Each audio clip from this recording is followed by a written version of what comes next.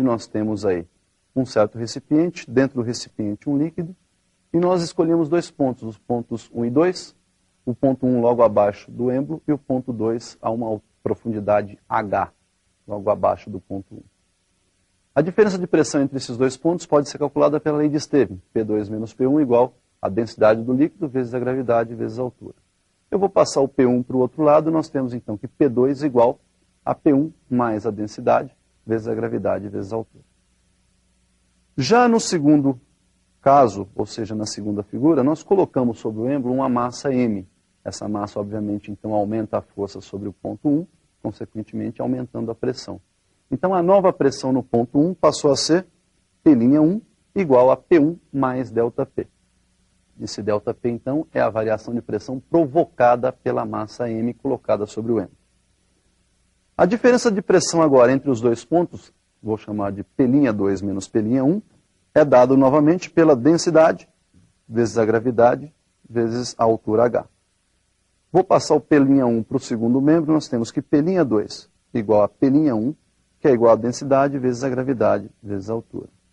Quem é o nosso P'2 então? Substituindo o P'1 por P1 mais ΔP, que nós temos lá em cima, nós temos que o P'2 então seria P1 mais ΔP mais a densidade vezes a gravidade vezes a altura. Se trocarmos essa densidade vezes gravidade vezes altura mais P1 por P2 que nós vimos na equação da figura 1, nós temos então que P'2 é igual a P2 mais ΔP, observando então que sobre o ponto P2 o acréscimo de pressão foi o mesmo que ocorreu sobre o ponto P1. Tudo bem, pessoal? Então, vista a lei de Pascal, nós vamos para a terceira e última lei, que é a lei de Arquimedes. Vamos dar uma olhadinha então na tela. Olha lá, a lei de Arquimedes consiste então num corpo que foi mergulhado dentro de um líquido. Quando esse corpo então está em equilíbrio dentro deste líquido, nós temos em todos os pontos desse corpo ação de forças devido à pressão exercida pelo próprio líquido. Perceba que quanto mais profundo, maior a pressão, consequentemente maior a força, se você considerar que a área é a mesma. Então, vai descendo ali, a força vai aumentando. Essas setinhas laterais são as forças laterais.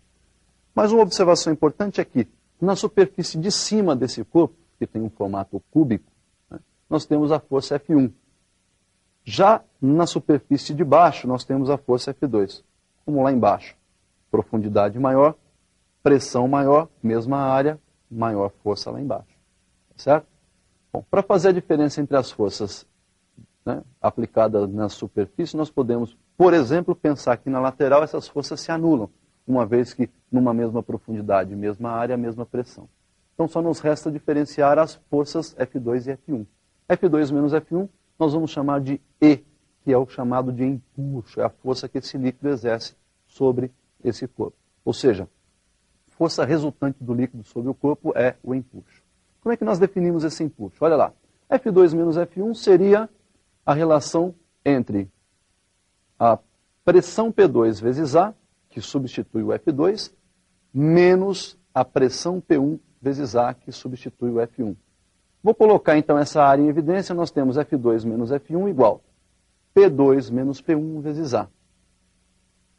Muito bem, esse P2 menos P1 você já sabe calcular pela lei de Stevin. P2 menos P1 é densidade do líquido vezes a gravidade vezes a altura. Onde então nós temos F2 menos F1 igual a densidade vezes a gravidade vezes a altura vezes a área. E quem é A vezes H? A área da base vezes a altura é o volume. Daí então nós temos que o empuxo é a densidade do líquido vezes a gravidade vezes o volume. Eu coloquei aí esse VI para dizer que é o volume imerso, porque nem sempre o corpo deve estar totalmente imerso nesse líquido. Muito bem, pessoal. Essa lei de Arquimedes, então, nos permite concluir e entender por que aquela embarcação que nós vimos no início da aula não afunda. Né? É porque tem lá um empuxo empurrando ela para cima. E aquela pressão que está sendo exercida pela água sobre o mergulhador, você também já pode calcular aí pela pressão hidrostática que nós vimos. Tá legal? Então, por hoje, era isso aí que a gente tinha para ver. Até uma próxima.